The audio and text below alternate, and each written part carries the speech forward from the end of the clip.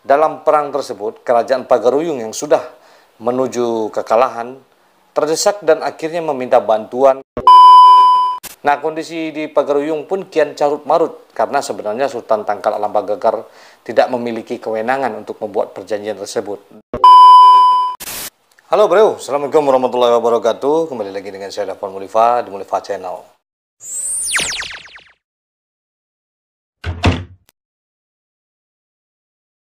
Oke, kali ini kita akan berbicara tentang sejarah lagi ya.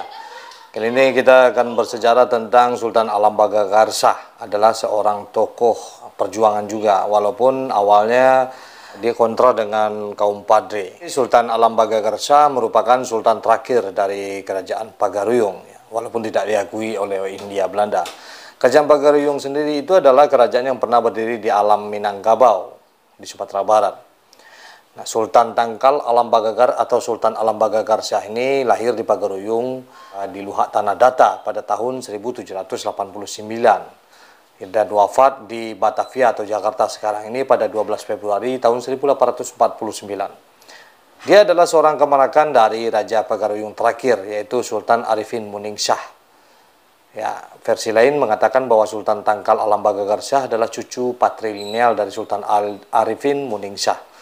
Berdasarkan silsilah ahli waris daulat yang dipertuan Raja Alam Pagaruyung, Sultan Tangkal Alam Bagagar Shah yang dikenal juga dengan panggilan yang dipertuan hitam mempunyai 4 orang saudara, yaitu Putih Reno Sori dan Tuan Gadih Tembong, Tuan Bujang Nan Bakundi, dan yang dipertuan Batu Hampa.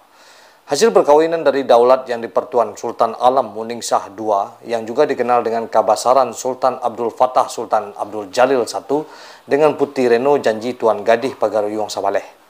Jadi pada tahun 1803 terjadi perselisihan antara kerajaan Pagaruyung dengan kaum Padri. Perselisihan ini diantara keduanya disebabkan oleh adanya perbedaan prinsip mengenai agama antara kaum Padri dengan kaum adat. Nah, dari perbedaan prinsip tersebut muncullah konflik di antara keduanya, yang konflik ini terjadi cukup panjang sekali. Nah, ketika pertempuran sedang terjadi, saat itu Sultan Alam Bagagar masih berusia 15 tahun. Untuk menghindari pertempuran tersebut, Sultan Alam Bagagar Shah melarikan diri ke Padang dan hidup sebagai rakyat jelata di sana. Nah, Sultan Alam Bagagar hidup sebagai rakyat biasa di Padang sampai tahun 1821 Masehi. Kemudian konflik memuncak pada tahun 1815. Nah, pada tahun 1815 itu, kaum Padri di bawah pimpinan Tuanku Pasaman menyerang kerajaan Pagaruyung. Ini menyebabkan Sultan Arifin Muningsah terpaksa menyingkir dan melarikan diri dari ibu kota kerajaan ke Lubuk Jambi. Nah, jadi ada kekosongan kedudukan raja di Pagaruyung ketika itu. Nah, Sultan Tangkal Alam Bagagar waktu itu telah berumur 26 tahun dan masih berada di Padang. Nah, masih di tahun yang sama, peperangan antara kaum Padri dengan kerajaan Pagaruyung masih terus berlangsung.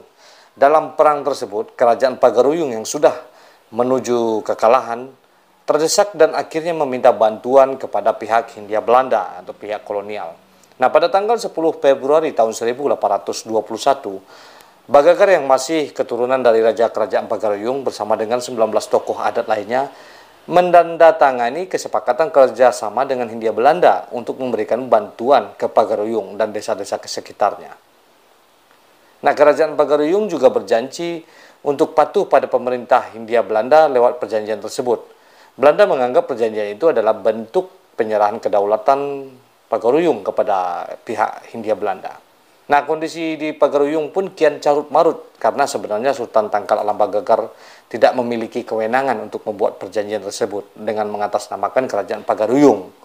Namun perjanjian antara kerajaan Pagaruyung dan Hindia Belanda sudah disepakati. Nah, ini harus dijalankan. Penyesalan tidak ada gunanya setelah itu.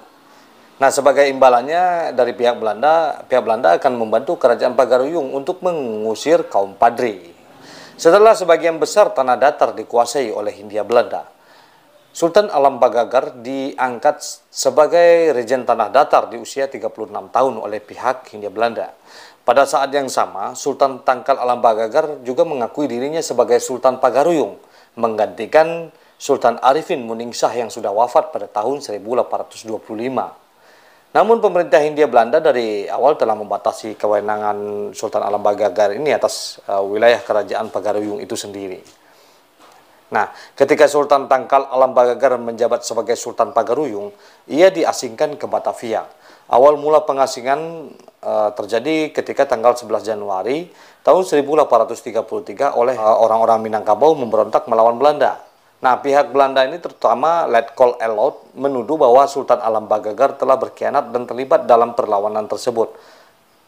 Sultan Alam Bagagar bekerja sama dengan kaum Padri. Akibatnya pada tanggal 2 Mei tahun 1833, Sultan Alam Bagagar ditangkap. Kemudian pada tanggal 24 Mei tahun 1833, ia diasingkan ke Batavia atau Jakarta sekarang. Nah, Sultan Tangkal Alam Bagagar menghabiskan sisa hidupnya di Batavia. Ia wafat pada 12 Februari tahun 1849.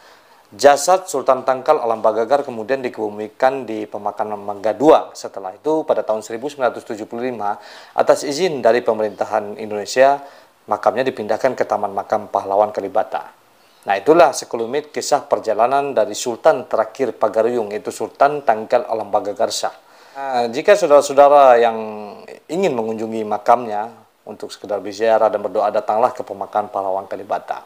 Sultan Tangkal Alam Bagagar Shah ini tadinya ingin bekerja sama oleh Hindia Belanda untuk merebut kembali Pagaruyung yang sedang dikuasai oleh kaum Padri di bawah pimpinan Tuanku Pasaman, dan akhirnya memang sebagian besar menilai sebelum dia dibuang atau diasingkan, beliau bekerja sama dengan kaum Padri itu sendiri untuk mengusir kembali Belanda.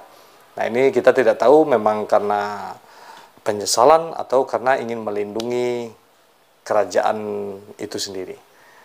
Oke, mudah-mudahan ini dapat memberi sebuah cerita dan pelajaran bagi generasi-generasi kita sekarang, dan mari kita sama-sama belajar. Seperti biasanya, majulah Minangkabau, majulah Indonesia bersama saya Dafan Mulifa, selalu di Mulifa Channel. Assalamualaikum warahmatullahi wabarakatuh.